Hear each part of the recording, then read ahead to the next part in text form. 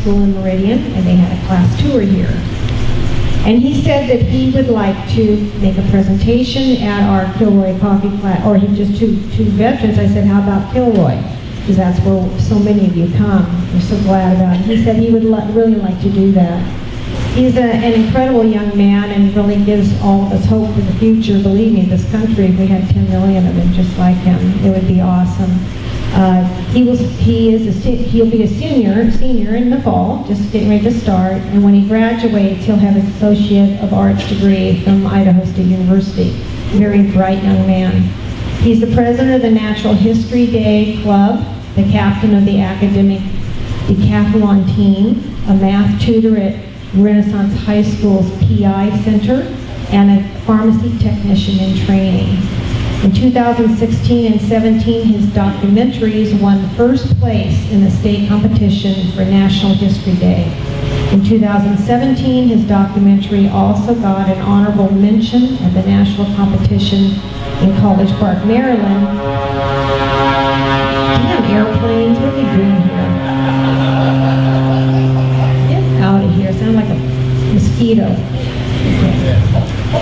And he received that due to it being the best Idaho project overall. He is a two-time first place winner in animation in the Kiwanis Teen Film Festival and won second place in the Zion Banks Financialize a Film competition. He's an Eagle Scout, and his Eagle Project was to organize a blood drive for the American Red Cross. He recently got elected senior class president, and he will be participating as a member of the National Honor Society. Along with that, he loves math and he collects currency. So Josh and one of his teachers participated in the Normandy. It's called the Normandy Sacrifice for Freedom Albert H. Small Student and Teacher Institute that engages students and teachers in exploring World War II history through the life of a silent hero who is memorialized in the Normandy American Cemetery. The hero that Josh chose to research is Ray O. Coffey, an Idaho native who was killed in France on June 23rd, 1944. So let me introduce to you now this very fine, his father and brother are here also, if they'd stand too. We're happy to have the family here, and I'd like to go up to Josh. See where the clicker is. Yeah. So yeah, like she said, I'm a member of the Normandy Sacrifice for Freedom Albert H. Small Student and Teacher Institute. And this was an amazing opportunity for me to dig deep into history, and it's something that I've learned about and something that I just love getting to learn more about. So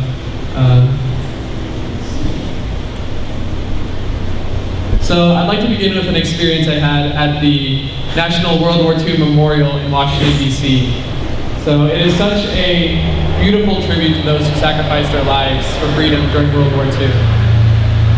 And as I got there, I saw a sign that said, "No waiting," in the World War II Memorial. So it was a hot day, but yeah, it did really stood out to me about how much these soldiers are being forgotten for their sacrifices, and now it's just something to cool our feet in.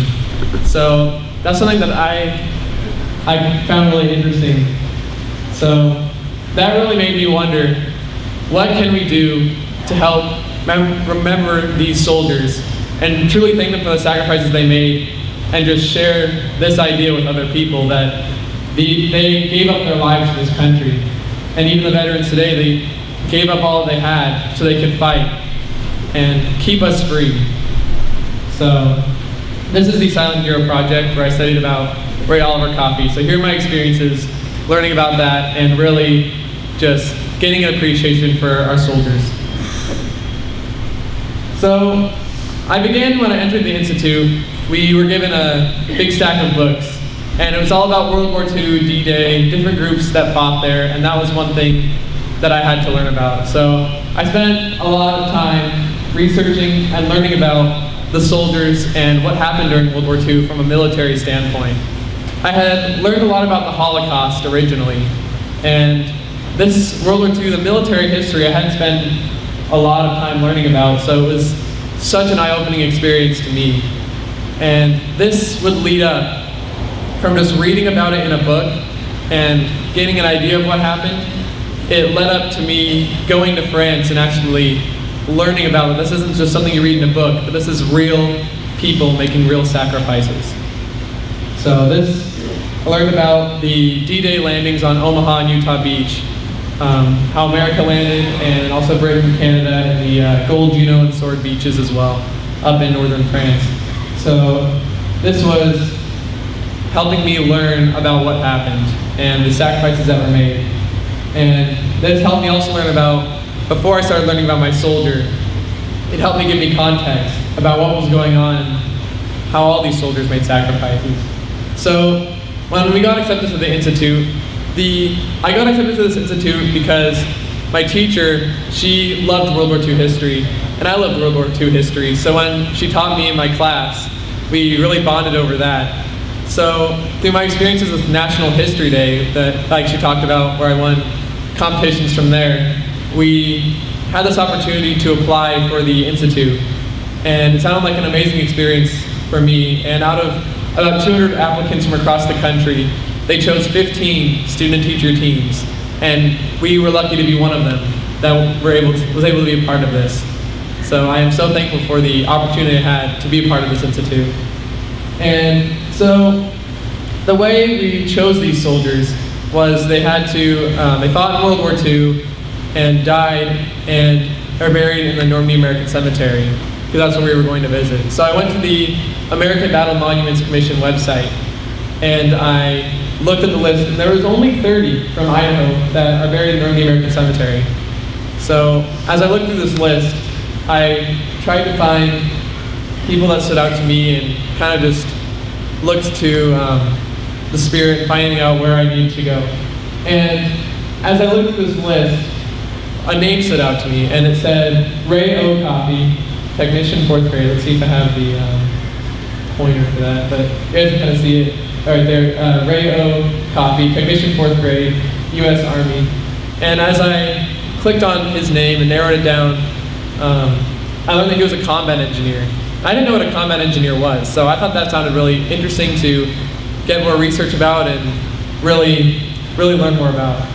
So after I picked Ray, I conducted research through the state archives, through Ancestry.com, FamilyHistory.com, Fold3, any of the online resources and local resources that we had to find more about military history and to find more about what Ray Coffey did, where he was from, and what he did that led up to his sacrifice. And this experience really opened up my eyes, because it made me realize how much a soldier can be forgotten. And I reached so many dead ends when I could not find anything besides census reports and just things that were supposed to be there for him, but I did not find any pictures, and I barely found much about Ray. I found a picture for every single one of his family members, but not of him. And it just really made me realize how much he was being forgotten. So that gave me the motivation to continue this research, learn more about him, and further the idea that these soldiers should never be forgotten, and he will always be remembered. So when I went to the Idaho State Archives, one thing that we wanted to look at was yearbooks, because you've got to have a yearbook picture in there, right? So we found the Boise High School yearbook from 1922 that was in the archive, so it was really cool to look into that history, because he was from Boise High School. He was a older soldier. He was 37 when he enlisted, which was older than the average soldier. And as I looked through the yearbook, they only had pictures for the senior class. They only had senior class portraits. And what I found out was that Ray Coffey dropped out his junior year because his father passed away in 1922. So he never got a senior picture. So unfortunately, we did not find a picture of Ray in the school yearbook.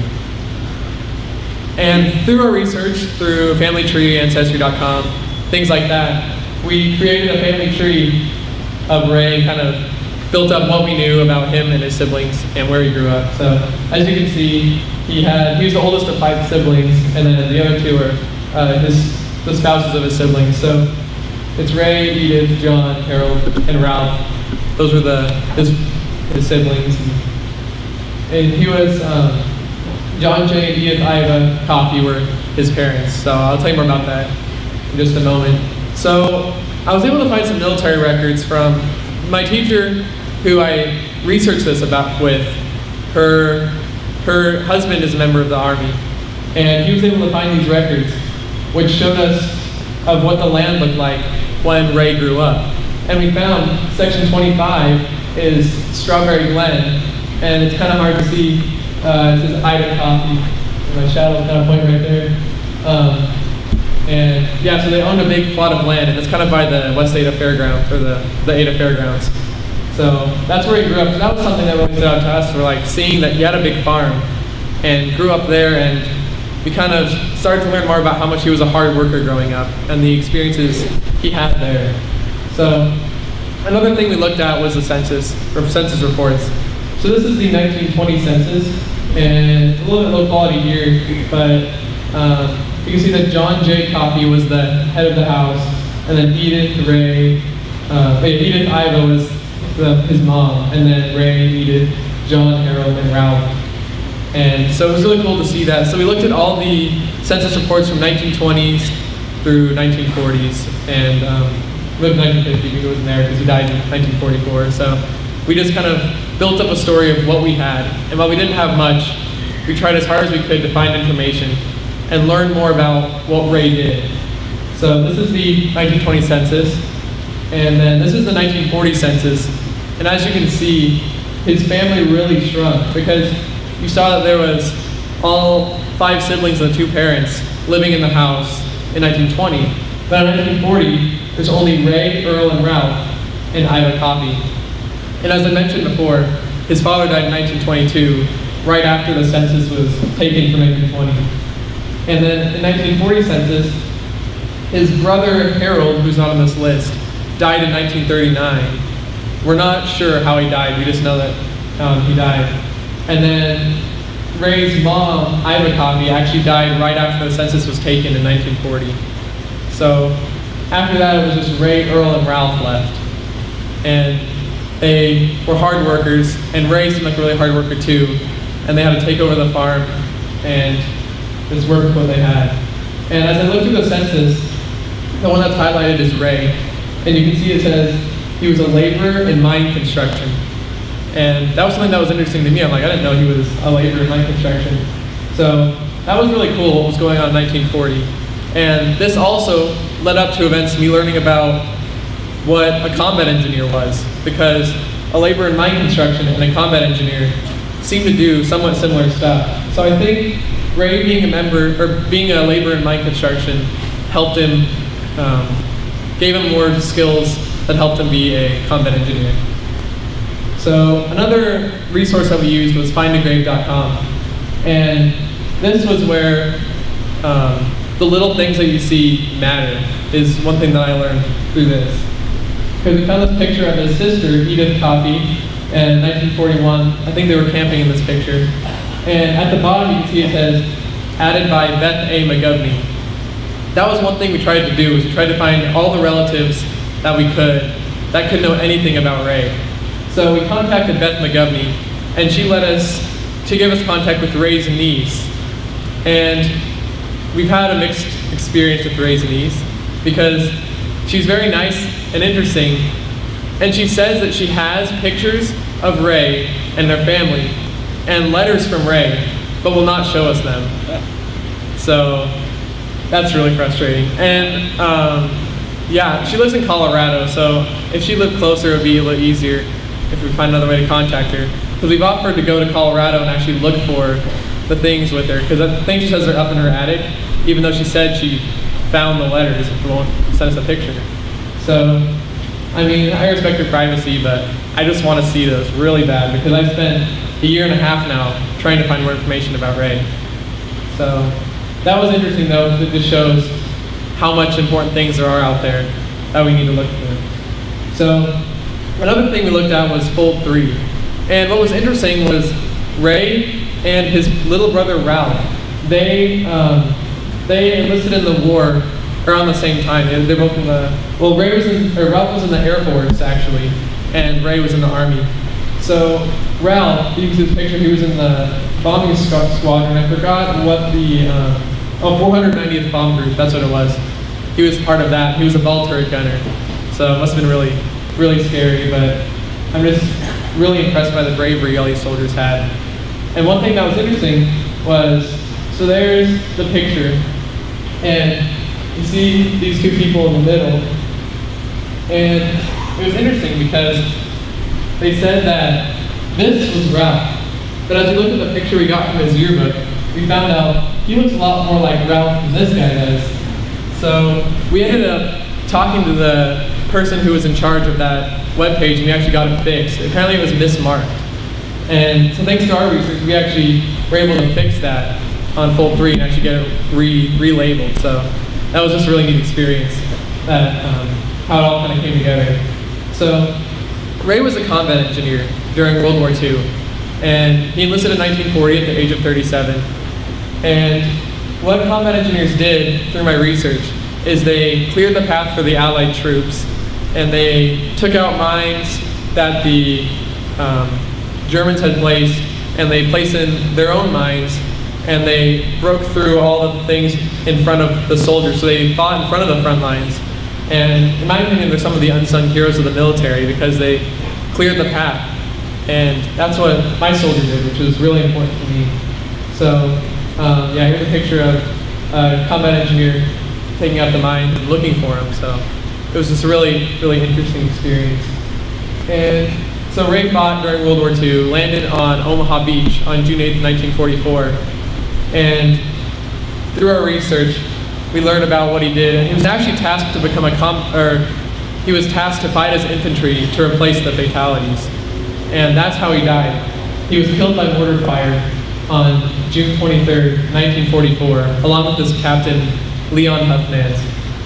And yeah, so this was all that was in the newspaper when he died. There was no like obituary, no picture, nothing. It was just this. And one thing that I found interesting is it says, besides his brother Earl, he is survived by another brother, Staff Sergeant Ralph Coffey, stationed in Pratt, Kansas, and then a sister. But Ralph Coffey, during the time, was not stationed in Pratt, Kansas. He was actually doing bombing flights over Normandy, which was really interesting because that's one example of the newspaper not saying exactly what was going on, because through research it seems like that they didn't want the Germans to get a hold of that and find out where the Allied troops actually are. So that was very interesting to me, but it was also saddening that this was the only thing about Ray in the newspaper for his death. So as I learned about that, I prepared all my information that I researched, and I went and met in Washington, D.C. with the whole group. And so this is a picture of us in front of the White House. So it was really neat to meet everybody who I'd been talking to in discussion board posts over a while. Let's see where I am on time. Okay, cool. So, perfect. Yeah, so this is the group. We all met together, and we went to Washington, D.C., and went to the war memorials there. So my experience at the World War II Memorial happened as part of this institute, and it was just really neat to meet everybody. Ray was a member of the 2nd Infantry Division in the 2nd Engineers Battalion during World War II. So this is a picture of the Indian head, his patch that he wore on his uniform as a member of the 2nd Infantry Division. So we went to Omaha Beach. After Washington, D.C., we all flew over to Normandy, France, and went to all the places where battles happened during World War II.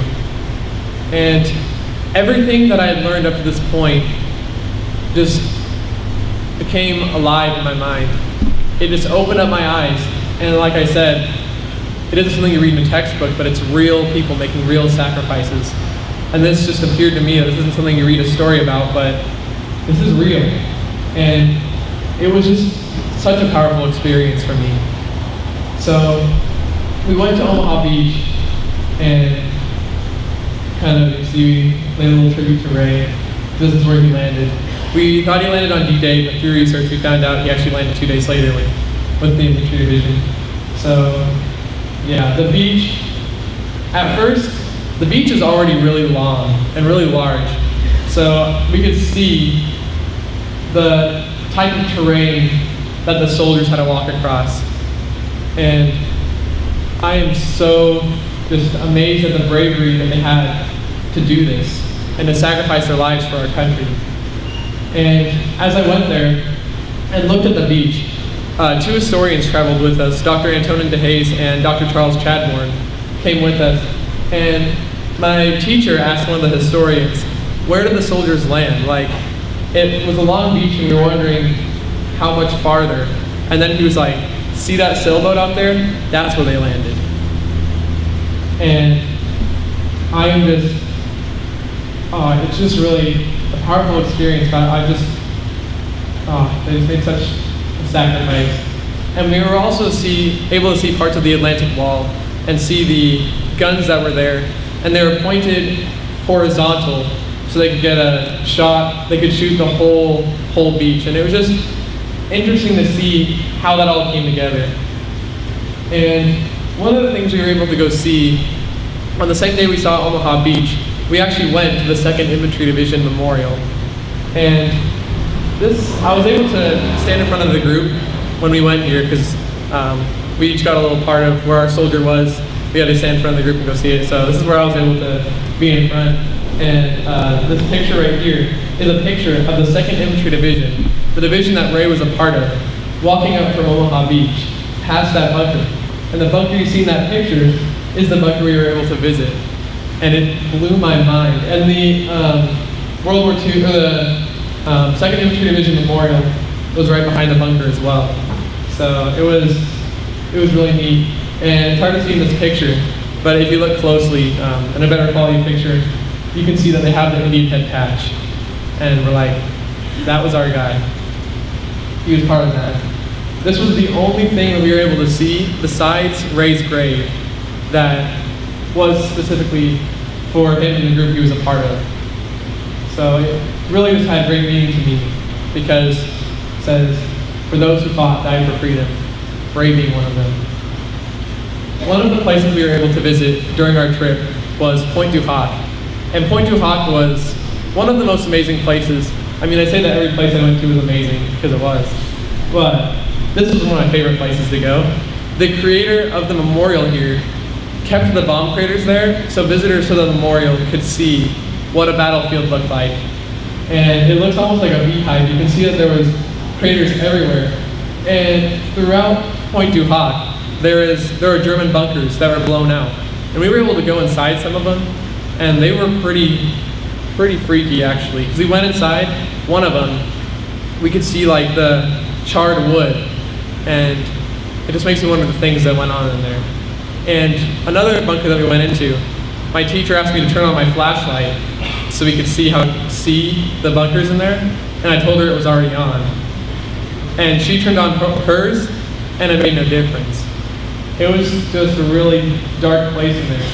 But it was interesting that history could just come in front of our eyes and we could actually experience, I mean, there's no way we can experience the sacrifices they made, but learning about it and digging deep into history can help us get as close as we can to feeling how they felt.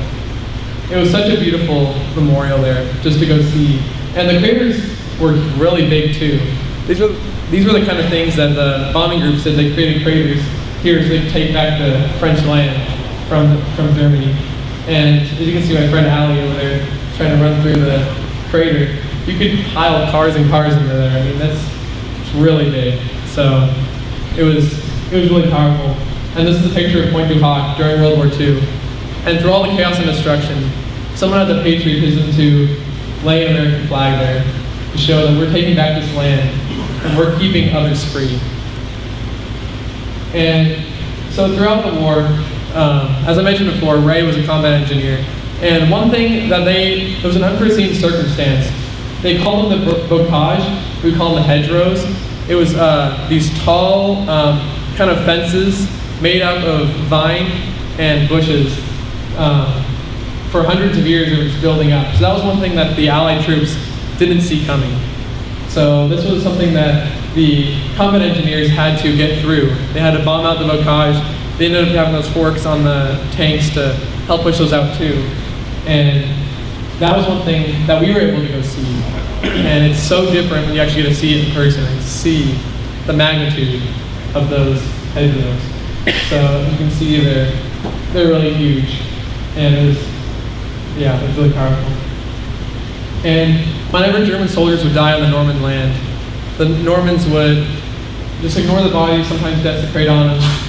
But whenever an Allied troop died on Norman land, they had the patriotism to just cover the body and lay flowers and thank them for their sacrifices. At the end of this institute, we went to the Normandy American Cemetery, and this is where I was able to deliver a eulogy in Ray's honor. Even though I wasn't able to find a lot of information about him, things that I learned through his sacrifices and the meaning that he's given to me, I was able to put in my eulogy and thank him for his sacrifices. Because in my opinion, I don't think he's been personally thanked for his sacrifices. He doesn't have any family that remembers him, that I've met anyway. If there's someone that knows more about Ray than me and my teacher do, I'd like to meet him and ask him some questions, because there's so much I'm wanting to know about Ray. And as I was able to deliver this eulogy, I just wanted to give Ray a hug. And this was the closest thing I could get to that. We were just able to put the American and the French flag there and just give him the thanks that he deserved. This was the most powerful experience of my life. The American cemetery there is so beautiful. Something that I couldn't even imagine before. You just hear the birds there and just all the beautiful things at that cemetery. And just hearing the chimes whenever it's a new hour, just the beautiful music that's played there too. It was such an amazing experience that I'm never going to forget. And I wish I could go back there and relive that amazing experience. So, yeah, after I was able to give the eulogy, I was able to sit there and just think about Ray. And I was also able to watch the eulogies of the other people at the Institute too, and they felt the same way about their soldiers. So, I hope that I have the opportunity to share what I've learned with other people, and also with my peers in my group, about all of the experiences that we've had, and how much these soldiers deserve to be remembered. So, yeah, I don't think we have a lot of time for me to put on the video. It's 10:50, but yeah, after that I was on the news on KTVB's Viewpoint talking about this, because to this day I still don't have a picture of Ray, and it's been a year and a half. So I was on the news talking about it with Doug Petcash, and then through the Normandy Institute, I also had to create a website. I wish I had included a screenshot of that there, but it's all right. So I created a website for Ray, and now National History Day is in the process of converting those websites so they can be kept permanently, and they're starting to build a whole database of that. So I'm really thankful for the opportunities I've had to dig deep into history and learn about someone who was almost forgotten. And Ray is one of many soldiers that sacrifice their lives but are also being forgotten. So we need to make sure that we're not forgetting our soldiers, and we're not forgetting our veterans too, that have served and that have the patriotism to give up their lives and give up what they had for our country. It's veterans like you guys and people that gave up their lives that are keeping us free, that are showing us that we are such a strong country, that are built upon the strength of these soldiers that gave up their lives and that just love us. So I'm so thankful for everything I've had, and I'm thankful for the opportunity I had to present to all of you. I've been able to present to the Lions Club and the Kiwanis Club, and I'm also in talks of going back on the news again to talk about that, because I'm applying for another opportunity for National History Day where I'm able to help interview soldiers.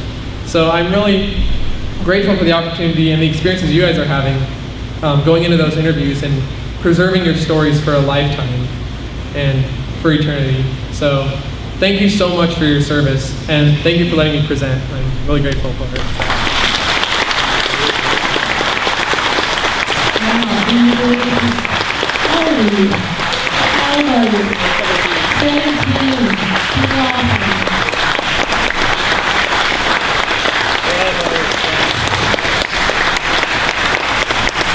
want to give you this as a coin for Algarius him, you to carry, and to thank you so much. It's been an honor for you to make this presentation in front of us. I know you do it in front of a lot of people, and we're thrilled that you can come here. Do we have a couple of questions? Okay, because Josh is going to stick around, Yep. For a while for people to come up and talk to him then too. Yes. Hi, Josh. Thank you so much for that. It was heartwarming, and we felt your passion in this project. Is there any chance that you could recite that eulogy, maybe, that you did at the cemetery? Not off of memory. I do have a video of it. I don't know if that's possible through the speakers board or anything. Is it? No. I don't have it right now, but I can give you the link to it right after this presentation. I have a website that I created, so if anyone wants the link, I can share that with anybody. So yeah, definitely, you can look at that. It also has links to my interviews and just the website I created for the experiences of the military life, what was going on in Boise during the time, and the things I've learned, the whole reflection I wrote. So you guys can look at that. Well, I'm sure Ray knows all about this and is so grateful too for somebody taking an interest in him and his life and his history. So that's very heartening. Any more questions right now? Yes, let me come over here to you.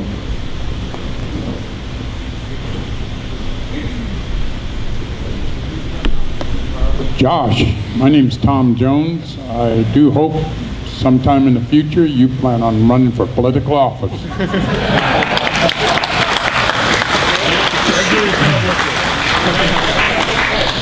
Is there anyone out here who served over in on Normandy, on the Normandy beaches?